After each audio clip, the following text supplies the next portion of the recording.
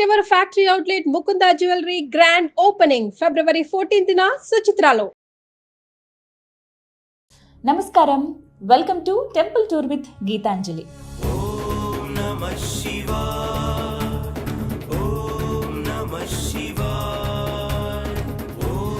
ఇవాంటి కార్యక్రమం చాలా చాలా ప్రత్యేకమండి. ఎందుకో తెలుసా? మనందరం జీవితంలో ఒక్కసారైనా దర్శించుకోవాల్సిన క్షేత్రం ఇవాల్టి మన కార్యక్రమంలో చూడబోతున్నాం. అదే టెంపుల్ సిటీ తిరువన్నామలై. అదేనండి అరుణాచలం. నిత్యాయ శుద్ధాయ దిగంబరాయ తస్మై నకారాయ నమః శివాయ. ఓం నమః శివాయ. అరుణాచలేశ్వరుడి దయుంటే మనకి అన్నీ ఉన్నట్లే. మన జీవితంలో మనకి కావాల్సినవన్నీ అనుగ్రహించి మనకు ఒక ముక్తిని ప్రసాదించే దేవుడు ఆ అరుణాచలేశ్వరుడు. నిజంగా అక్కడ అడుగు పెట్టడమే ఒక పుణ్యం అని చెప్తానండి. ఎంత సుందరమైన ఆలయం అంటే మొత్తం 26 ఎకరాల్లో అద్భుతమైన ఆలయం మనకు కనిపిస్తుంది.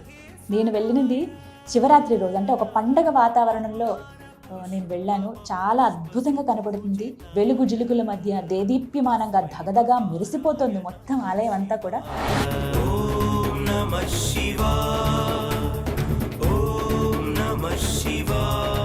ఇక రాజగోపురాలైతే ఇలా కింద నుంచినా అంటేనండి, ఆ స్టార్టింగ్లో తల ఎత్తుకుని ఇలా పైకి ఇలా చూడాలన్నమాట. అంత టీవీగా అందంగా కనిపిస్తాయి.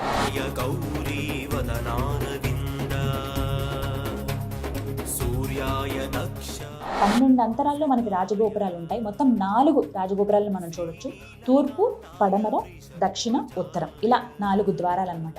లోపలంతా కూడా చాలా సుందరంగా ఉంటుంది. మొత్తం 26 ఎకరాల్లో ఉంటుంది టెంపుల్ ఆవరణే అన్ని ఎకరాలంటే అర్థం చేసుకోండి. ప్రతి ఒక్క గోపురానికి కూడా చక్కగా లైట్స్ అవన్నీ పెట్టారు. చాలా సుందరంగా కనిపిస్తుంది.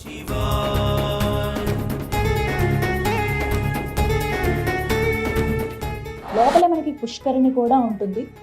నాకెందుకో లాస్ట్ టైం ఒకసారి నేను వచ్చాను, అంటే ఒకసారి ఆల్రెడీ నేను దర్శనం చేసుకున్నాను. రెండవసారి ఆ స్వామివారి అనుమతితో మళ్ళీ వచ్చాను అనమాట. ఈ నిర్మాణం అంతా కూడానండి చాలా సుందరంగా అనిపిస్తుంది. అంటే చిన్న చిన్న విగ్రహాలు, ఎక్కువగా కలర్ఫుల్గా కలర్స్ ఏముండవు. గోపురాలన్నీ కూడా మొత్తం వైట్ కలర్తోనే ఉంటాయి. ఇక లోపలైతే ఎంతమంది భక్తులు అంటే వెయిట్ చేస్తున్నారు. దర్శనం చేసుకుని వచ్చిన వాళ్ళు ఉన్నారు, దర్శనం కోసం వెయిట్ చేస్తున్న వాళ్ళు చాలా మందిని చూస్తాం.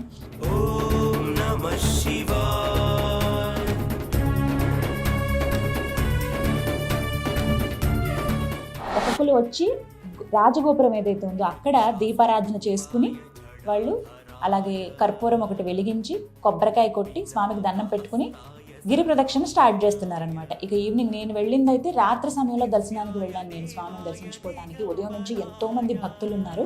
కేవలం శివరాత్రి రోజునే 6 లక్షల మంది స్వామిని దర్శనం చేసుకున్నారు. దర్శనానికి 5 గంటలు టైం పట్టింది సాయంత్రం వరకు. సాయంత్రం అంతా ఇంకా సులువు, ఎందుకంటే ఆ రోజు సాయంత్రానికి అందరూ గిరి ప్రదక్షిణకు వెళ్ళిపోయారు. ఇలా వెళ్తున్న వాళ్ళందరూ కూడా గిరి ప్రదక్షిణకు వెళ్ళేవాళ్ళే. ఇది ఎంట్రన్స్ అనమాట. ఇక్కడ నుంచి రాజగోపురం మనం చూడొచ్చు. చాలా సుందరంగా ఉంటుందండి. ఈ మధ్యలో ఈ బ్యారికేడ్స్ అవన్నీ పెట్టేశారు కదా, ఈ లోపల దీపాలు వెలిగించుకోవడానికి అవకాశం అనమాట. ఇంకొక పక్క ఏమో సాంస్కృతిక కార్యక్రమాలు అవుతున్నాయి. చిన్నపిల్లలు భరతనాట్యం అవన్నీ చేస్తూ ఉన్నారు. ఆ శివయ్య కీర్తనలు, అమ్మవారి కీర్తనలు అవి పాడుతూ ఉన్నారు ఒక పక్క. ఇలా మనకి లోపలికి వెళ్ళడానికి స్తంభాలన్నీ కూడా, అక్కడ కొంతమంది ఉండడానికి స్థలం అన్నమాట. ఈ లోపలికి అలా మనం నడుచుకుంటూ ముందుకు అలా వెళ్ళిపోతే ఇదిగో రాజగోపురం దగ్గరికి వచ్చేస్తాం. ఇది రాజగోపురం తూర్పు వైపున అనమాట. శివ శివ అని తమిళంలో రాసింది చూస్తారు. ఇక్కడ మొత్తం తమిళంలోనే రాసి ఉంటాయండి. అక్కడక్కడ ఇంగ్లీష్లో ఉంటుంది, కానీ భాషాభిమానులు వాళ్ళు చాలా ఎక్కువగా వేరే లాంగ్వేజ్ అస్సలు ఎక్కడ మనకి కనిపించదు. పూర్తిగా తమిళంలోనే ఉంటాయి. మనం కొంచెం అర్థం చేసుకోవాలంతే. కానీ నాకైతే మీకు కూడా ఈసారి దర్శనం, అంటే నేను చేసుకోవడమే కాదు, మీకు కూడా ఒకసారి ఆలయం ఎలా ఉందో చూపించాలి అనుకున్నాను. అందుకనే ఇక లేట్ చేయొద్దు, వెళ్దాం మరి లోపలికి పదండి. ఇలా నడుచుకుంటూ రాజగోపురం వైపు ఇటే ఎంట్రన్స్లో మనం వెళ్తున్నాము. ఇలా క్యూ లైన్ ప్రస్తుతం అంత హడావిడి ఏం లేదు. లోపల కొంతమంది భక్తులు ఉన్నారు అంతే. దర్శనానికి అయితే వెయిట్ చేస్తున్నారు కొంతమంది. ఇలా నెమ్మదిగా మనం లోపలికి అలా అడుగు పెట్టచ్చు. ఇక్కడి నుంచి చూడండి అసలు వేరే, అంటే మనం ఏ కైలాసంలో అడుగు పెడుతున్నామా అనే ఒక భావన వచ్చేస్తుంది. మనం ఒక్కొక్క అడుగు వేసే కొద్దీ ఆ భావన ఆటోమేటిక్గా మనకు వచ్చేస్తుంది అనమాట. నేను ఖచ్చితంగా హామీ ఇస్తున్నానండి. అంటే అరుణాచల దర్శనం తర్వాత ముందు ఖచ్చితంగా మనం ఆ డిఫరెన్స్ అనేది గమనిస్తాం మన జీవితంలో. ఎందుకంటే నేను ఆల్రెడీ ఒకసారి దర్శనం చేసుకున్నాను, మళ్ళీ ఇప్పుడు దర్శనానికి వచ్చాను ఆ శివయ్య అనుమతితో. అరుణాచల దర్శనం ముందు జీవితం వేరు, తర్వాత జీవితం వేరు అంటారు. అది మాత్రం నిజమండి. నేనైతే అది అనుభవించాను. మీరు కూడా ఆ రుచి చూడాలి. ఆ శివయ్య ప్రేమ ఎలా ఉంటుందో, ఆయన మన జీవితానికి ఏ విధంగా ముక్తిని ప్రసాదిస్తాడు, మనకేం కావాలో అన్నీ ఆయన చూసుకుంటాడు. మనం అడగాల్సిన అవసరం కూడా ఉండదన్నమాట. అంత ఇదిగా ఆయన మనల్ని ప్రేమిస్తాడు.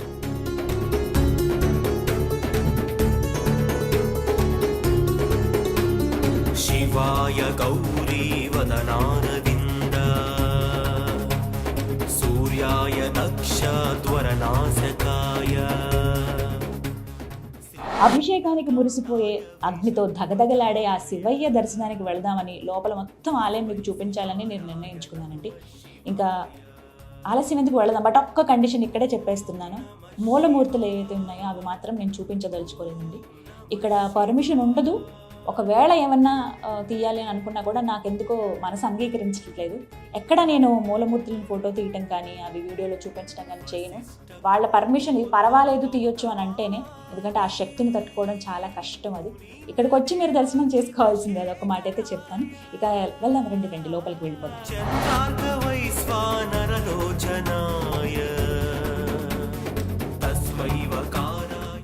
ఎంత శుభసూచకం అనిపించిందో నాకు. అసలు ఒక్కసారి లోపల అడుగు పెట్టడమే, కైలాసంలోకి నేను అడుగు పెట్టానా, ఎంత సుందరంగా ఉంది.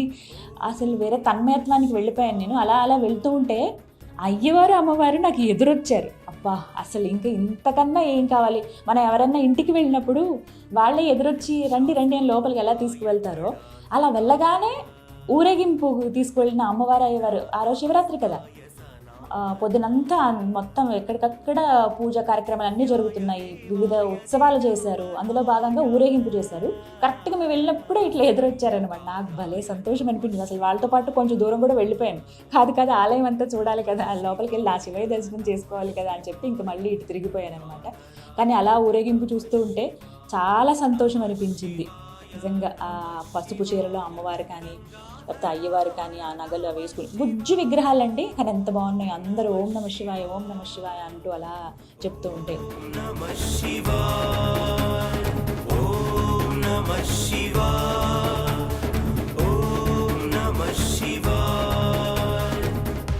చాలా మంది వస్తారండి. కేవలం తమిళ వాళ్ళే కాదు, తెలుగు వాళ్ళే కాదు, వివిధ దేశస్తులు ఉన్నారు. అంటే వేరే వేరే దేశాల నుంచి వచ్చిన వాళ్ళు ఉన్నారు, వివిధ రాష్ట్రాల వాళ్ళు ఉన్నారు. మరీ ముఖ్యంగా తెలుగు వాళ్ళు అయితే నేను గమనించాను, చాలామంది కనిపించారు ఈసారి నాకైతే తెలుగు వాళ్ళు ఇక్కడ. అలా మళ్ళీ ఊరేగింపు అయిపోయిన తర్వాత మళ్ళీ లోపలికి తీసుకువెళ్ళిపోతున్నారు అమ్మవారిని అయ్యవారిని. భస్మాంగరాగాయ మహేశ్వరాయ నిత్యాయ శుద్ధాయ దిగంబరా.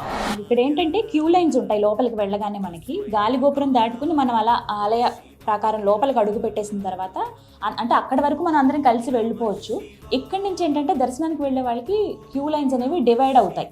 ఒకటేమో 50 రూపీస్ దర్శనం ఉంటుంది, ఒకటేమో ఫ్రీ దర్శనం ఉంటుంది అనమాట. సో నేనైతే 50 రూపీస్ దర్శనం టికెట్ తీసుకున్నాను. అట్నుంచే ఇంకా లోపలికి వెళ్తున్నాను. మనం ఇలా లోపలికి వెళ్ళగానే వేరే ప్రపంచంలోకి వెళ్ళిపోతాం. ప్రపంచం కూడా అన్నం అదొక కైలాసంలోకి మనం వెళ్ళిపోయినట్టే. లోపల నుంచి చూసారంటే ఆ గోపురాలు కానీ ఆ ప్రాకారాలు కానీ ఆ ఆలయం ఎంత గొప్పగా ఉన్నాయో కదా, ప్రతి ఒక్కటి భలే సుందరంగా ఉంటాయి. ఇప్పుడు మనం చూస్తున్న ఈ ఆలయం అంతా కూడా అండి 8వ శతాబ్దంలో చోళులు నిర్మించారు. వాళ్ళ నిర్మాణ శైలే ఇదంతా కూడా. ఇక 50 రూపీస్ టికెట్ తీసుకుని క్యూ లైన్లోకి మనం వచ్చేసాము. నిజంగా లోపలంతా చాలా చక్కగా అలంకరణ చేశారు, పూలతోటి, అలాగే మొత్తం వెలుగు లైట్స్ తోటే అలంకరించారండి. నిజానికి శివయ్యని అలంకరణ అవసరం లేదు అని అంటారు. ఆయన ఎంత సింపుల్గా ఉంటారో, పెద్ద అలంకారాలు చేయటం అవేవి ఆయనకు అవసరం లేదు. కానీ అంటే మన సంతోషం కోసం, మన శివయ్యకి మనం ప్రేమతో చూడాలనుకుంటాం కదా వివిధ అలంకారాల్లో ఆయన్ని. అలా చూడడానికి మనమే తన్మయత్వానికి లోనైపోతాం ఆయన అలా చూడగానే. అందుకోసం ఇవన్నీ ఏర్పాట్లు అనమాట. ఇక అలా కొంచెం ముందుకు వెళితే ధ్వజస్తంభం దగ్గరికి వెళ్ళిపోతాం. అలా ధ్వజస్తంభానికి దండం పెట్టుకుని కొంచెం ముందుకు వెళ్తే ప్రధాన ఆలయంలోకి మనం అడుగు పెట్టినట్టే. అదిగో అక్కడ దూరంగా కనిపిస్తుంది చూసారా, అదే గర్భాలయం. స్వామివారు అక్కడే కొలువై ఉండేది. అదేనండి మన అరుణాచలేశ్వరుడు. నాకైతే ఎప్పుడెప్పుడు ఆ స్వామిని చూద్దామా అని ఉంది. ఇంకొక వైపు చూడండి, జనాలు వేడికి తట్టుకోలేకపోతున్నారు. ఒక మాట చెప్పాలి, మనం ఏ కాలంలో వచ్చినా, అది చలికాలం అయినా, ఎండాకాలం అయినా, లేకపోతే వర్షాకాలం అయినా, ఏ కాలంలో మనం వచ్చినా చెమట పట్టకుండా, ఆ చెమటతో తడవకుండా స్వామివారిని దర్శించుకోవటం అనేది చాలా చాలా అది కష్టం అన్నమాట. అంటే మనం ఎక్స్పెక్ట్ చేయలేము, ఏంటి ఇంత చెమట పడుతుంది, మనం చలికాలంలో వచ్చాం కదా అంటే స్వామి అక్కడ అగ్నిలింగేశ్వరుడు, అగ్ని వెదజల్లుతూ ఉంటుంది, చిమ్ముతూ ఉంటారు. అంటే ఆయన కోపంగా ఉన్నాడని అర్థం కాదు, ఆ తత్వమే అది. అంటే పంచభూతాల్లో ఒకటి కదా ఆ లింగం, అందుకే అగ్నిలింగేశ్వరుడుగా కొలువై ఉన్నారు కదా, ఆ మాత్రం వేడి ఉంటుంది. ఇక మనం ఇలా అనుకుంటాం కానీ గర్భగుడిలో అసలు ఎవరైతే అయ్యగారులు ఉంటారో వాళ్ళైతే చెమటలు కారుతారండి. బట్ అవేవి ఇంక వాళ్ళకి కనిపించవు, అవేవి లెక్క చేయరు అనమాట. ఇంకా స్వామిని తలుచుకుంటూ ఆయనకు పూజలు చేస్తూ అలా ఉంటారు. మొత్తం మీద అయ్యవారిని దర్శనం చేసుకున్నాను, ఎంత సంతోషంగా అనిపించిందో, చాలా చాలా బాగుంది. మళ్ళీ మళ్ళీ చూడాలని ఉంది, బట్ అందరికీ అవకాశం ఇవ్వాలిగా. ఇక బయటకు వచ్చేసాం మనం. తమిళనాడులో ప్రతి టెంపుల్లో దర్శనం తర్వాత మనకి విభూది ఇస్తారండి. అంటే శివయ్య గుడికి వెళ్తే విభూది ఇస్తారు. అలా అమ్మవారి గుడికి వెళ్ళాం అనుకోండి, కుంకుమ ప్యాకెట్లు, ఇవే మనకి ప్రసాదాలుగా ఇస్తారనమాట. మనం వెళ్ళి ఇప్పుడు నార్మల్ టెంపుల్స్ మనం వెళ్ళి అక్కడ తీసుకుని కుంకుమ పెట్టుకోవడం కాదు, వీళ్ళు ఒక ప్యాకెట్లో వేసేసి అలా ఇచ్చేస్తూ ఉంటారనమాట. చక్కగా మనకు కావాల్సిన మనం ఇవ్వచ్చు, మనం తీసుకెళ్ళొచ్చు, మన దగ్గర ఉంచుకోవచ్చు, డైలీ మనం బొట్టు పెట్టుకోవచ్చు. ఇలా బయటకు వచ్చాక నటరాజస్వామి విగ్రహం చూడండి ఎంత సుందరంగా ఉందో కదా. శివయ్య ఎన్ని రూపాల్లో కనిపిస్తారో. అలా మనం స్వామివారి దర్శనం చేసుకున్న తర్వాత బయటికి ఇలా వస్తూ ఉంటే మనకి చాలా శివలింగాలు కనిపిస్తాయి. మరోవైపు నాయనార్లు, ఎవరైతే శివయ్య గురించి ఆయన తత్వం గురించి చెప్పున్నారో వారివి విగ్రహాలు అనమాట, నాయనార్లు అంటారు వాళ్ళని. వాళ్ళ విగ్రహాలు చూస్తాం. అలాగే అనేక దేవీ దేవతల విగ్రహాలు, మహర్షుల విగ్రహాలు, సుబ్రహ్మణ్య స్వామిని చూస్తాం మనం. ఇలా చాలా చాలా దేవాలను ప్రతిష్ఠించారనమాట. ఇవన్నీ కూడా విగ్రహాలు. అవి త్రిలోచనాయ భస్మాంగరాగాయ మహేశ్వరాయ నిత్యాయ శుద్ధాయ దిగంబరాయ తస్మై నకారాయ నమః శివాయ ఓం నమః శివాయ. అలాగే గణపతి అయితే నాకు భలే ముద్దుగా కనిపించారండి. చాలా ప్రత్యేకంగా ఉన్నారు ఇక్కడ, భలే ఉన్నాయి. అందరికీ కూడా వస్త్రాలు సమర్పించారనమాట. ఇక అక్కడి నుంచి మనం అలా బయటకు వచ్చేస్తే అమ్మవారి ఆలయంలోకి మనం ప్రవేశించినట్టేనండి. ఇక ఎప్పుడెప్పుడు అమ్మని చూద్దాం, అయ్యవారిని చూసాం, మరి అమ్మవారిని కూడా చూడాలి కదా. నాకైతే అమ్మని కూడా ఒక్కసారి దర్శనం చేసుకుని అమ్మ ఇలా ఉంది నా పరిస్థితి అని చెప్పుకోవాలంది. చాలా చెప్పాలనుకున్నాను నేను అరుణాచలేశ్వరుడికి. అక్కడికి వెళ్ళి ఆయన చూసిన తర్వాత అన్నీ మర్చిపోయాను. ఇంకా అమ్మని చూస్తే ఏమనిపిస్తుంది, ఇంకేమనిపిస్తుంది, ఆవిడ అలా చూస్తూ ఉండాలనే ఉంటుంది. వెళ్దాం మరి ముందుకి. ఇంకా ఇక్కడ అమ్మవారిని ఉన్నామలై అమ్మవారిగా పిలుస్తారండి. అమ్మవారిని ఒక్కసారి దర్శనం చేసుకుంటే చాలు, ఎన్నో రోజుల నుంచి అమ్మ దగ్గరికి వెళ్ళలేదు అని అనుకుని ఆ భావన అంతా పోతుందనమాట. ఒక్కసారిగా ఆవిడ తీసేస్తుంది ఆ కష్టం, ఆ బాధ అంతా కూడా. అయితే ఇక్కడ ఇంకొకటి గమనించాను నేను, అమ్మవారికి ఆవిడ ముందు కూడా నందీశ్వరులు ఉంటారు. మామూలుగా సింహం అమ్మవారి వాహనం అని చెప్తారు కదా, కానీ ఇక్కడ నందీశ్వరుడు ఉంటారు అమ్మవారికి ఎదురుగుండా. నిజంగా ఆయన అలా కూర్చున్నాడా బసవన్న అన్నట్టు అనిపిస్తుందండి నాకైతే. ఇక్కడ నందీశ్వరులు చాలా ప్రత్యేకం. శివయ్యకి ఎంత గొప్పగా మనం పూజ చేస్తామో నందీశ్వరుడు కూడా అంతే గొప్పగా పూజ చేస్తారు, అభిషేకాలు చేస్తారు ఇక్కడ. ఒక్కసారి వచ్చి మన కోరిక ఏముందో ఆ శివయ్య దాకా వెళ్ళి చెప్పుకునే ముందు ఆయనకే చెప్పాలంట. ఆయన ముందు కూర్చుని ఉంటారు అలాగా, శివయ్య దాకా వెళ్ళే ముందు నాకు చెప్పాలన్నట్టు. మనం ఒక్కసారి స్వామి అని ఒక్కసారి ఆయన ఇలా నిమిరి ఆయన చెవిలో మన కోరిక చెప్తే ఆ బాధ్యత తను తీసుకుని, స్వామి నీ భక్తుడు ఈ విధంగా, లేకపోతే నీ భక్తురాలు ఈ విధంగా కష్టాలు పడుతుందంట, ఆమెకి కోరిక ఉందంట అని చెప్పి వెళ్ళి స్వామి దగ్గర డైరెక్ట్గా విన్నవిస్తారు. అందుకే చక్కగా మనం మర్యాదగా ఆయన ముందు వంగి ఆయన చెవిలో చెప్తే నిజంగా అది స్వామి దాకా చేరి మన కోరిక నెరవేరుస్తారు. ఓం నమః శివాయ ఓం నమః శివాయ.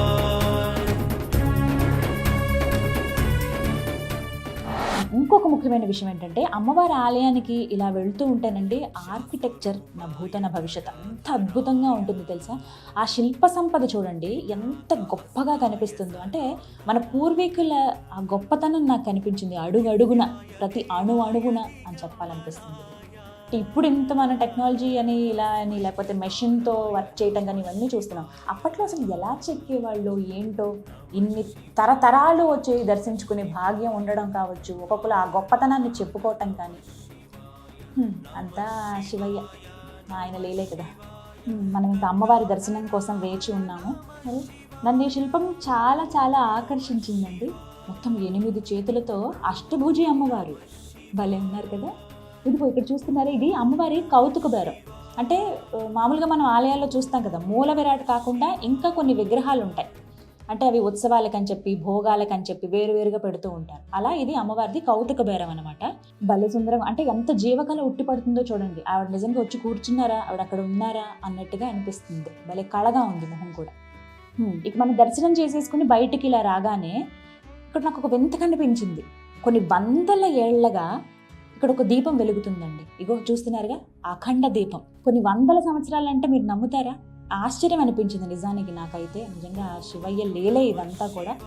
అన్నేళ్ల నుంచి అసలు ఆ కొండెక్కకుండా ఎంత జాగ్రత్త తీసుకుంటున్నారో, అంటే ఆ మాత్రం జాగ్రత్తని తీసుకుంటారు. ఎప్పుడూ వెలుగుతూనే ఉంటుందండి అఖండ దీపం ఇది. ఈ దర్శనం చేసుకున్నా చాలు, మనకి మహద్భాగ్యమే. మొత్తం మీద దర్శనం చాలా బాగా జరిగిందండి. కాస్త ముందుకొస్తే నవగ్రహ మండపం ఇక్కడ మనం చూస్తాం. ఆశ్చర్యం ఏంటంటే ఏ గుళ్ళో అయినా సరే నవగ్రహాలు ముందు దర్శించుకుంటారు, అక్కడ కాలు కడుక్కుని తర్వాత మళ్ళీ ప్రధాన దైవాన్ని దర్శనం చేసుకుని మనం ఇంటికి వెళ్ళిపోతాం. కానీ ఇక్కడ అలా కాదు. ముందు మనం ప్రధాన దైవాన్ని దర్శనం చేసుకుని ఆ తర్వాత నవగ్రహ మండపం దగ్గరికి రావచ్చు అనమాట. ఇక్కడ చివరికి మనం దర్శనం చేసుకుంటాం నవగ్రహాన్ని. నిజంగా ఓపికతో చూడాలి కానీ ఆలయం అణువున వింతలు, విశేషాలు, అద్భుతాలే మనకు కనిపిస్తాయండి. ఇదిగోండి ఇక్కడ చూసారా, దర్శనానికి వెళుతున్న భక్తులు వీళ్ళందరూ ఎంత పరవశించిపోతున్నారో. అంటే అందరికీ కూడా ఆశ్చర్యానికి లోను చేస్తుంది ఆలయం అంతా కూడా. పగలు చూసినా అంతే ఇదిగా ఉంటుంది, రాత్రి చూసినా ఈ ఆలయం అంతే ఇదిగా ఉంటుందండి. ఇంకా గొప్పగా సుందరంగా కనిపిస్తుంది. ఇక మొత్తం మనం బయటకు వచ్చేసాక ఇక్కడ నేతి దీపాలు పెట్టే ప్లేస్ అన్నమాట. అందరు ఇక్కడ దీపాలు వెలిగిస్తారు. ఇక్కడే పుష్ప సుపూజితాయ తస్మై మకారాయ నమః శివాయ ఓం నమః శివాయ. మొత్తానికి బయటకు వచ్చేసాము. అటు నుంచి కొంచెం ముందుకు వెళ్తే ప్రసాదం కౌంటర్లు ఉంటాయి ఇక్కడ. కానీ ప్రస్తుతం ప్రసాదం అయిపోయిందండి. ఇంతమంది భక్తులు వచ్చారు. అంటే పొద్దున్న నుంచి కంటిన్యూగా ఎంత చెప్పా కదా, 6 లక్షల దాకా ఇప్పటివరకు దర్శనం చేసుకున్నారంట. అన్ని ప్రసాదాల్లో మనకు అందలేకపోయింది. ఏం పర్వాలేదు, స్వామివారి విభూది, అమ్మవారి కుంకుమ ముందుగా అదే మహాదివ్య ప్రసాదం. అది దొరకడమే చాలా అదృష్టం. అసలు ఈ ప్లేస్కి రావడమే అదృష్టం అనుకుని ఇంక నెమ్మదిగా నేను ఇంక బయటికి వెళ్ళిపోయాను. ఎందుకంటే నేను ఇంకా ఆ ట్రాన్స్లోనే ఉన్నాను. స్వామిని చూశాను, అమ్మవారిని చూశాను, ఆ ప్రాంగణంలో గడిపాను అని చెప్పి అదే ఆలోచన ఉంది నాకంతా కూడా. ఇలా ఈ క్యూ లైన్ లోపల నుంచి మళ్ళీ బయటకు వచ్చేస్తాం అన్నమాట. అరుణాచలేశ్వర అరుణాచలేశ్వర అరుణాచలేశ్వర, ఎంతటి మహద్భాగ్యం అయ్యా. ఎట్టకేలకు నా దర్శనం పూర్తయింది. లోపల అంటే మన నార్మల్గా నేను మీకు ఒక్కొక్కటి ఎక్స్ప్లెయిన్ చేసి చూపించేంత వెసులుబాటు లేదండి. ఎక్కువ మంది భక్తులు ఉన్నారు కదా, వాళ్ళని ఇబ్బంది పెట్టకూడదు. అందుకనే మొత్తం అన్ని విజువల్స్లో మీకు చక్కగా క్యాప్చర్ చేసి చూపించాను. మీరు కనుక ఆలయానికి వచ్చినప్పుడు ప్రతి ఒక్కటి కూడా డీటెయిల్గా చూడండి. ఇంకా చాలా ఉంటాయి. ఇంకొక ప్రత్యేకం కూడా ఉంటుంది ఇక్కడ, అది నేను చూపించదలుచుకోలేదు. ఎందుకంటే మనం డైరెక్ట్గా వచ్చి చూడాలి. ఒక చిన్నగా అంటే ఏదైతే గర్భగుడి ఉందో ఆ పక్కకే మనకి ఎలా అయితే స్వామి ప్రస్తుతం అంటే ఇప్పటికీ అరుణాచలం పైన కొలువై ఉన్నారు, అంటే దక్షిణామూర్తిగా ఎలా అయితే కొలువై ఉన్నారో ఆ రూపం చిన్ని బుజ్జిగా మనకి ఒక దగ్గర చిన్న గుహలాగా ఉండి చిన్ని గోపురంలో మనకు కనిపిస్తుంది అనమాట. అది మనం స్వయంగా చూడాల్సిందే. నేనైతే చూశాను. అసలు మనం ఆ టైంలో తన్మయత్వానికి లోనవుతాం. నిజంగా అక్కడ ఒక శక్తి ఉందనే భావన నాకు. మీరు వచ్చినప్పుడు మాత్రం ఇక్కడ దక్షిణామూర్తి చిన్న విగ్రహం ఉందండి, శిల ఉందండి ఎక్కడ అని అడిగితే చెప్తారు ఎవరైనా కూడా. మీరు వెళ్ళి అక్కడ దర్శనం చేసుకోండి. మొత్తానికి నా దర్శనం అయితే పూర్తయిపోయింది. అబ్బా, ఎంతటి మహద్భాగ్యం అయ్యా శివ.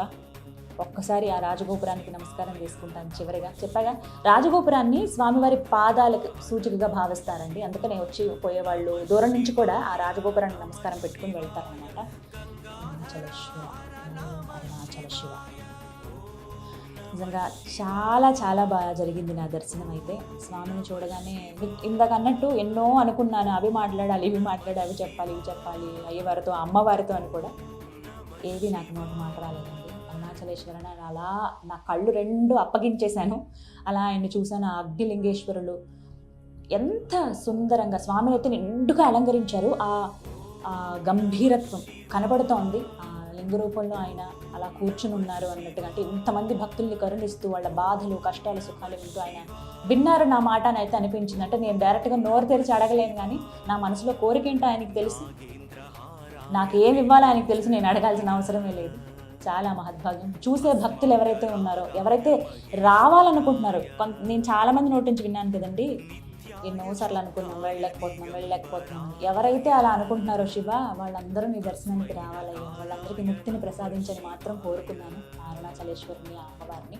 మీ అందరికీ కూడా ఆ అరుణాచలేశ్వరుడి దర్శన భాగ్యం కలగాలని కోరుకుంటున్నాను. ఆమె రూపం ఇంకా నా కళ్ళల్లోనే కనపడుతోంది. అది అది అలా మనసులో పెట్టుకుని వెళ్తాను మళ్ళీ నేను తిరిగి. ఎప్పుడెప్పుడు చూద్దామా మళ్ళీ మళ్ళీ మళ్ళీ మళ్ళీ అని ఉంది. కానీ ఆయన అనుగ్రహిస్తే మళ్ళీ వస్తాను దర్శనానికి ఖచ్చితంగా. మీరు మాత్రం మిస్ చేసుకోవద్దు. మన జీవితంలో ఖచ్చితంగా ఒక్కసారైనా మనం దర్శించుకోవాల్సిన క్షేత్రం అరుణాచలం. ఓం అరుణాచల శివ. ఇది వాళ్ళ టెంపుల్ టూర్ విత్ గీతాంజలి. పుష్ప బహు